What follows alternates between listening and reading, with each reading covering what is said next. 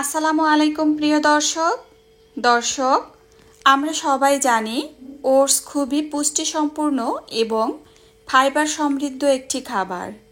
এই খাবার 6 মাসের পর থেকে বাচ্চাদেরকে দেওয়া যায়, কিন্তু অনেক মায়েরাই বুঝতে পারে না যে কিভাবে ওটস পুষ্টিসম্পন্ন ও ক্যালোরি বহুল করে তৈরি করে খাওয়াবেন। অনেক মায়ের ধারণা ওটস খেলে বাচ্চাদের ওজন কমে যায়, তাই ওটসকে কিভাবে পুষ্টিসম্পন্ন ও ক্যালোরি বহুল করে তৈরি করে বাচ্চাকে খাওয়াবেন সেই রেসিপি আজ আপনাদের সাথে শেয়ার করছি। এখানে চুলায় আমি প্যান বসিয়ে দিয়েছি, এরপরে দিয়ে দিয়েছি পরিমাণ মতো ঘি। এখানে আপনারা বাটার বা এক্সট্রা ভার্জিন অলিভ অয়েল ব্যবহার করতে পারেন। ওটসের রেসিপি তৈরি করার জন্য আমি নিয়েছি গাজর গ্রেট করা। তো গ্রেট করা গাজর ঘিয়ের সাথে 2 থেকে 1 মিনিটের মতো হালকা আঁচে ভেজে নিব। এরপরে দিয়ে দিয়েছি পরিমাণ মতো ওটস, একটু বেশি করে নিয়েছি কারণ এই খাবারটা আমি আমার বেবিকে 2 বেলাতে খাওয়াবো। তো যাই হোক, ওটস আর গাজর কিছু সময়ের জন্য ভেজে নিচ্ছি। তো ভাজা যখন হয়ে যাবে এটা থেকে খুব সুন্দর একটা ফ্লেভার আসবে। এই পর্যায়ে দিয়ে দিচ্ছি দুধ। এখানে দুধ দিয়ে আমি আমার বাচ্চার জন্য খাবারটা রান্না করছি। যে সকল বাচ্চার খাবারে এখনও গরুর দুধ যুক্ত করেননি তারা এখানে বিশুদ্ধ নর্মাল পানি দিয়ে খাবারটি রান্না করে নেবেন। তো এখানে আমি 1 কাপ দুধ দিয়েছি খাবারটা রান্না করার জন্য। আমি এখানে আরও 1 কাপ পানি দিয়ে দিয়েছি, যেহেতু রান্নাটা প্রপার সিদ্ধ হওয়ার জন্য পানি তো লাগবেই।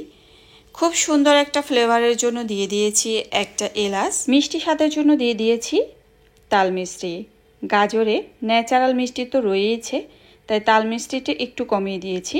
এখানে চাইলে বাচ্চার খাবারে আপনি খেজুর পিউরি করে দিতে পারেন বা আখের গুড় ব্যবহার করতে পারেন। তো এ পর্যায়ে রান্নাটা একেবারে যখন হয়ে এসেছে আমি চুলার আঁচ একেবারে লোতে রেখে দিয়ে দিয়েছি বাদাম গুঁড়ো। তো এখানে 2 রকমের বাদাম রয়েছে। 8 মাসের পর থেকেই পুষ্টিবিদরা বাচ্চাদের খাবারে বাদাম গুঁড়ো অ্যাড করতে বলেন। প্রথমে একটি বাদাম দিয়ে বাচ্চাকে খাবার খাওয়াবেন, পরবর্তীতে একটা একটা করে এভাবে বাদাম বাড়িয়ে দিবেন।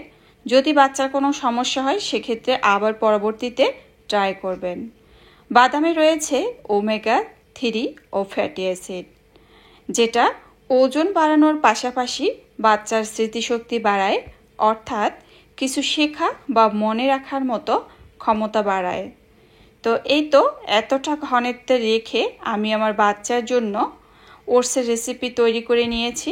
প্রিয় দর্শক, আমি যে বাচ্চাদের জন্য ভিডিওগুলো তৈরি করি প্রত্যেকটা ভিডিওতে এটা আমার বলার দায়িত্ব যে বাচ্চার খাবারে কোনো রকমের চিনি বা সয়াবিন তেল ব্যবহার করবেন না, এতে বাচ্চার কিডনির ওপর ক্ষতিকারক প্রভাব পড়ে।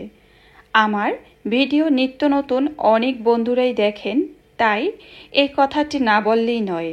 তাই চেষ্টা করি প্রতিটা ভিডিওতেই এই কথাটি বলার যে বাচ্চার খাবারে কোনোভাবেই চিনি এবং সয়াবিনের তৈরি করা কোনো খাবার বাচ্চাকে খাওয়াবেন না।